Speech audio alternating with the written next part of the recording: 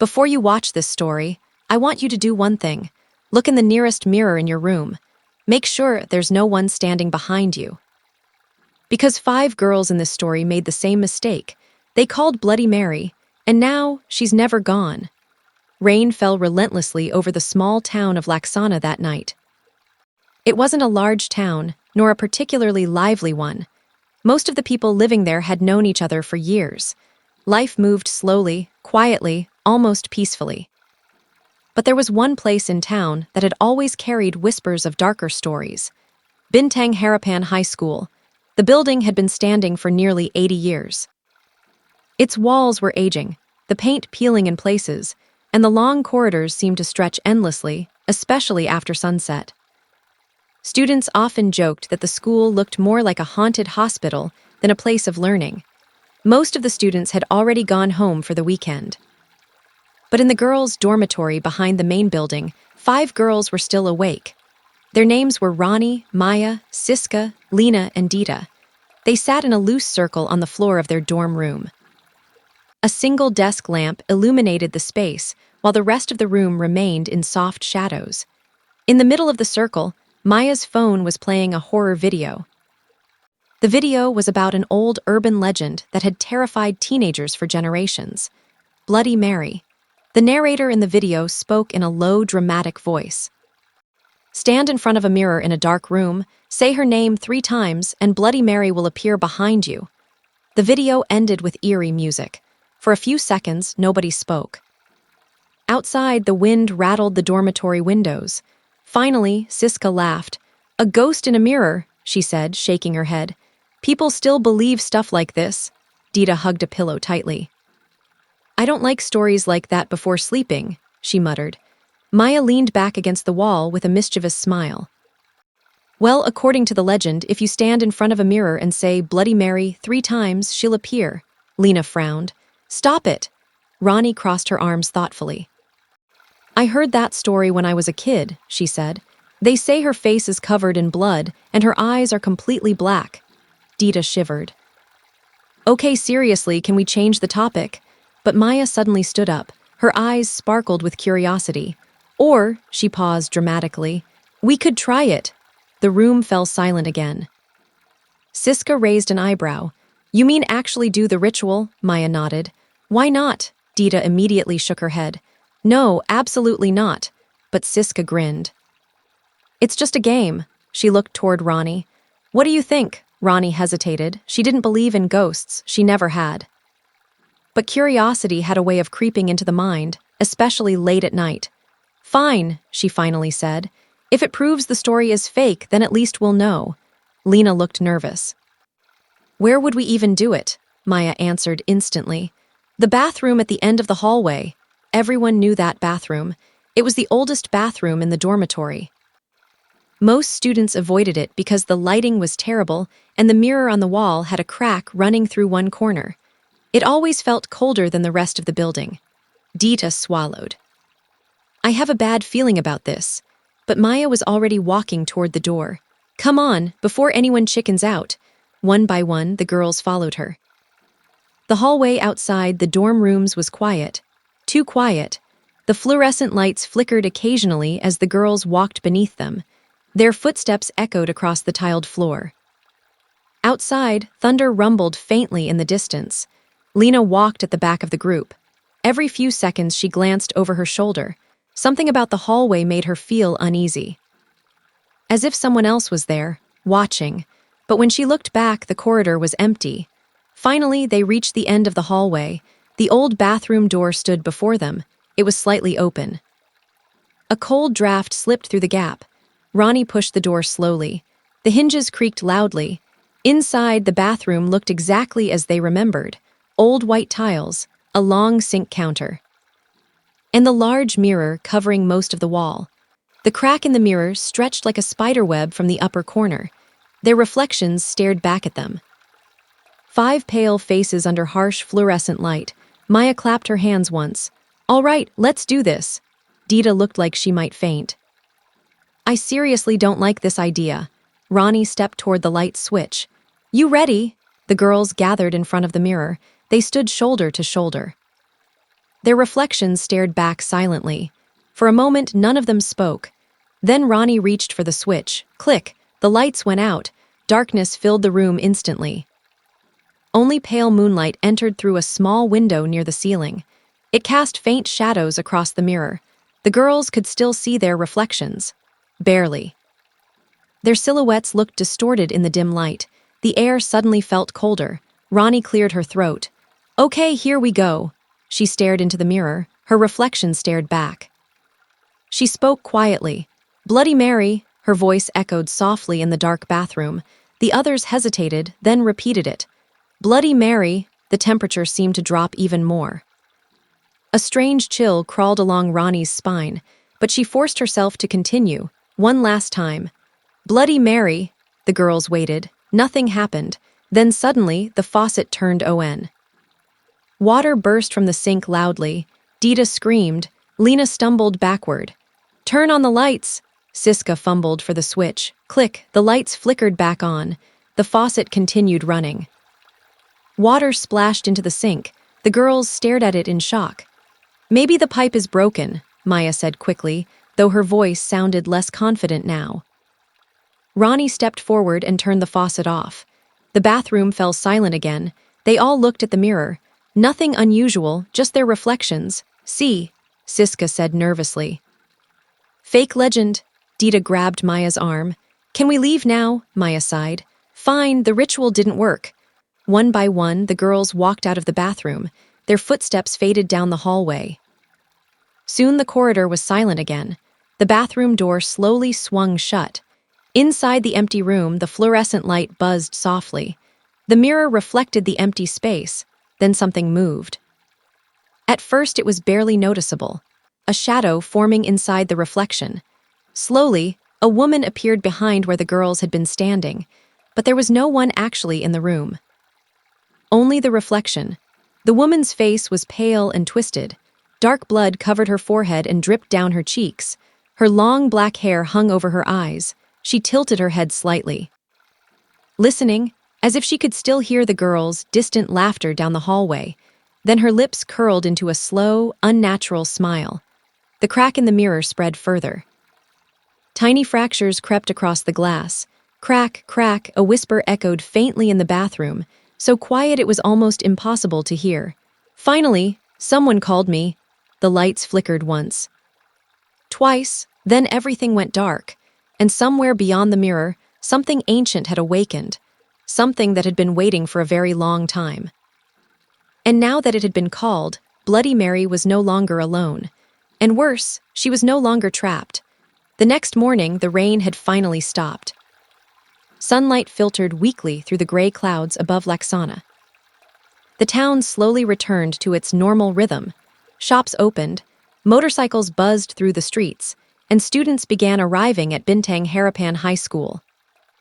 Inside the girls' dormitory, the 5 girls from the night before were getting ready for class. Or at least, they were trying to. Ronnie stood in front of the small mirror hanging on the wall of their dorm room. She brushed her hair slowly, still thinking about what had happened the night before.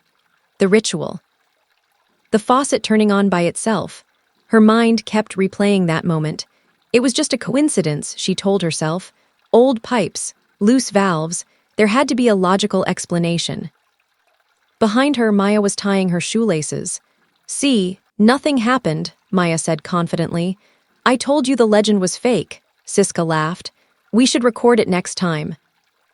Maybe we could go viral, Dita groaned. Please don't ever say her name again. Lena, who had been unusually quiet, finally spoke. Did anyone else feel cold last night? The room fell quiet for a moment. Ronnie hesitated. Yes, she admitted, but it was probably just the wind, Maya shrugged. Exactly. She grabbed her backpack. Come on, we're going to be late. The girls left the dormitory together and walked toward the main school building. Everything looked completely normal. Students chatting. Teachers preparing for class. The same ordinary Monday morning.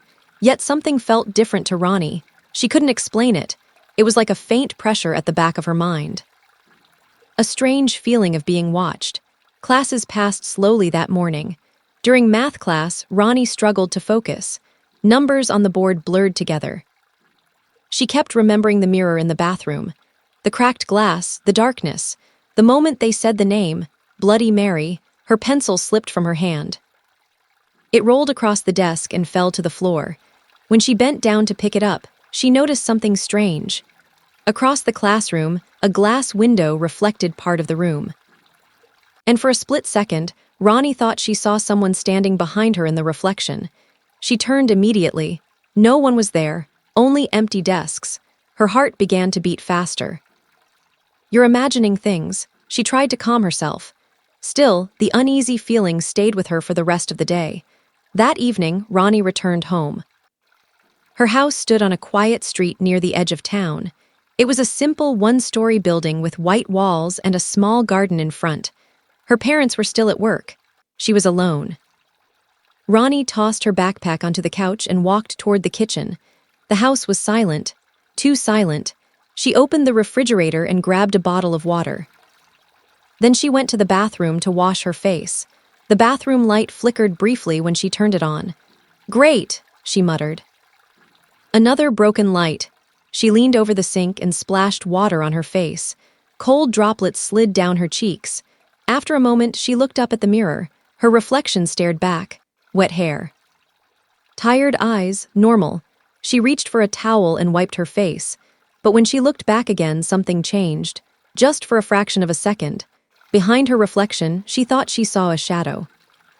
Someone standing in the doorway. Ronnie spun around instantly. The bathroom door was closed. No one was there. Her heart pounded. "Okay, that's not funny." She turned back toward the mirror slowly. The reflection looked normal again. She laughed nervously. "I really need sleep." She turned off the light and left the bathroom, but as she walked away, the mirror remained. Still, silent, waiting. That night, Ronnie had trouble sleeping. The wind outside rustled the trees. Occasionally, a car passed down the street.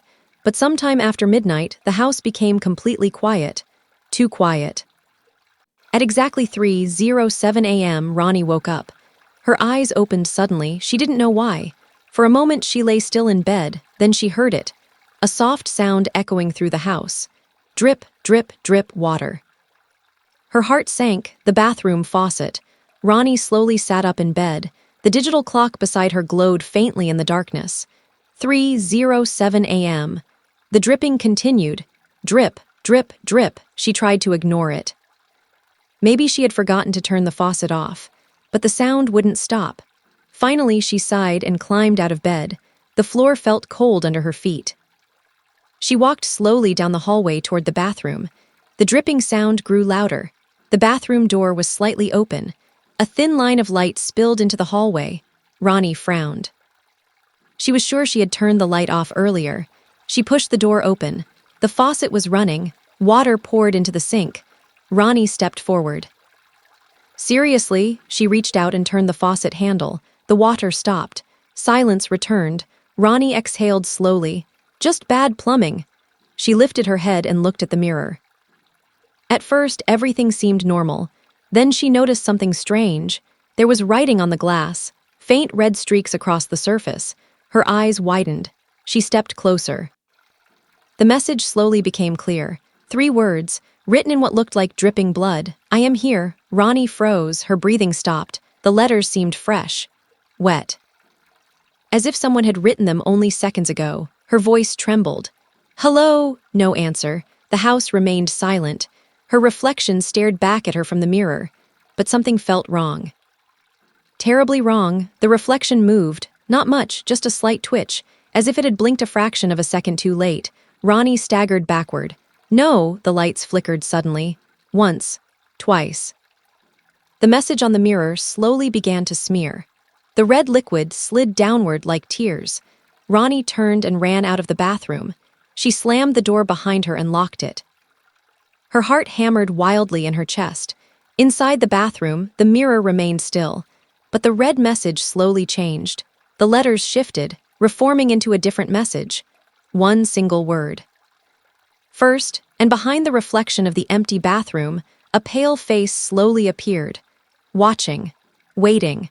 Because the game the girls had started the night before was no longer a game. And Bloody Mary had finally found the first one. The next morning, Ronnie arrived at school looking pale and exhausted. She barely slept after what happened in her bathroom. The message on the mirror. The dripping red letters. I am here. At first, she tried convincing herself it had been a nightmare, but deep down, she knew it was. When she reached the classroom, Maya immediately noticed something was wrong. Whoa, you look terrible, Maya said. Did you even sleep? Ronnie hesitated. Then she quietly said, something happened last night. Siska leaned forward with interest. What kind of something? Ronnie lowered her voice. There was writing on my mirror. Dita's face immediately turned pale. Don't tell me, Ronnie nodded slowly. It said I am here. The girls stared at her. For a moment, no one laughed. Then Maya shook her head. You're messing with us. I'm not, Ronnie said. I swear. Before anyone could respond, Lena suddenly spoke. Her voice trembled. I saw something too. Everyone turned toward her. What do you mean? Siska asked. Lena swallowed. This morning, when I brushed my teeth, she hesitated. I saw a woman standing behind me in the mirror. Silence fell over the group. Dita whispered, That's not funny. Lena shook her head quickly. I'm serious. But when I turned around, no one was there. Ronnie felt a cold chill crawl down her spine. Something was happening. Something they had started the night before. That afternoon, another strange event occurred. Siska was in the school restroom alone. She stood in front of the mirror fixing her hair. The fluorescent light buzzed above her. She leaned closer to the mirror. Then suddenly her reflection blinked. But Siska hadn't blinked. She froze. Her reflection slowly smiled. Siska's heart skipped a beat. Then the bathroom light flickered violently. When the light stabilized again, the reflection was normal. Siska ran out of the bathroom without looking back. That evening, the 5 girls met again in their dorm room. Everyone looked nervous now, even Maya. This isn't funny anymore, Dita whispered. Ronnie nodded. I think she followed us. Maya frowned. Who? Ronnie slowly answered. Bloody Mary. No one laughed this time, because deep down they all knew it might be true. And somewhere inside every mirror they had looked at that day, something had been watching them, waiting. 2 days later, the first tragedy happened. It was late afternoon when Maya stayed behind at school. She had drama practice. The rest of the girls returned to the dormitory. The school became quiet as students left for the day. Around 6 p.m., Maya walked toward the restroom near the auditorium. The hallway lights flickered slightly. She pushed open the bathroom door. Inside, everything seemed normal. She walked to the sink and washed her hands. Then she looked up. At the mirror, her reflection stared back, but something felt wrong. Her reflection wasn't moving. Maya slowly raised her hand. The reflection raised its hand too, but a second too late, her heart began to race. Maya, the whisper came from behind her. She spun around, no one was there. When she turned back to the mirror, the reflection was gone. The mirror showed the empty bathroom, but Maya was still standing there. Her breath became shaky. Then slowly, a woman appeared behind her in the mirror. Pale skin, long black hair, blood dripping from her eyes. Maya screamed. The lights exploded. Darkness swallowed the bathroom. The next morning, the janitor found Maya's body. She lay on the floor near the sink, her eyes wide open in terror, and on the mirror above her, written in dark red letters, 1. The news shocked the entire school. Teachers said Maya had suffered a heart attack, but the girls knew the truth. Ronnie gathered them that night. We need to understand what's happening, she said. They went to the town library. After hours of searching, they found an old newspaper article from 1932. The headline read, Woman accused of witchcraft killed by villagers. Her name was Mary Watson. According to the article, Mary had been falsely accused of causing illness in the town. The villagers dragged her to the town square and killed her. Before she died, she cursed them. Her final words were recorded in the article. Anyone who calls my name through the mirror will see my face before death. Dita whispered, Oh my God. Lena looked terrified. So we summoned her, Ronnie nodded. Yes, but something about the article made her uneasy. There was one final sentence. Her spirit is said to live inside reflections, waiting for someone to open the door. Ronnie realized something horrifying. The ritual hadn't summoned Bloody Mary. It had released her. After Maya's death, the hauntings became worse. Mirrors cracked randomly. Strange whispers echoed in bathrooms. Students reported seeing a pale woman in reflections. But the terror was worst for the 4 remaining girls. One night, Siska was brushing her teeth. She looked up at the mirror. Behind her reflection, Bloody Mary stood only inches away. Siska screamed and ran. But the next morning, she was found in the dorm bathroom. Her body lay beside the sink, her face frozen in horror. On the mirror above her, another word appeared: 2.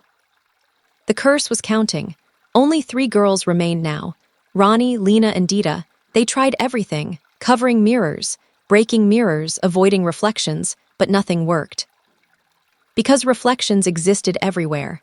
Windows, phone screens, water, anything that reflected light. One night, Lena looked into her phone screen. The reflection wasn't hers. Bloody Mary stared back. The next morning, Lena was gone. Her dorm room mirror showed a final message: 3. Only 2 remained. It was raining again the night Ronnie realized the truth. She stood alone in the old school bathroom, the same place where everything began. The cracked mirror still hung on the wall. Dita stood beside her, shaking. "We can stop this," Dita whispered. Ronnie slowly shook her head. "No." "Why?" Ronnie stared at the mirror. "Because Bloody Mary was never trapped." Dita frowned. "What do you mean?" Ronnie's reflections slowly began to change. Her smile widened unnaturally. Behind her reflection, Bloody Mary appeared. Then Ronnie spoke with a different voice, a whisper that wasn't human. "She only needed a door." Dita backed away in horror. Ronnie turned slowly. Her eyes were completely black. "Thank you for opening it." The lights went out. Dita screamed. The next morning, the school was closed. 4 girls were dead. 1 girl was missing, but the mirror in the old bathroom still remained. And sometimes, when students walk past it at night, they swear they see 2 reflections instead of 1. A terrified student. And behind them, a smiling woman with blood running down her face. Because Bloody Mary was never truly summoned. She was always there, waiting. And once someone says her name, she never leaves.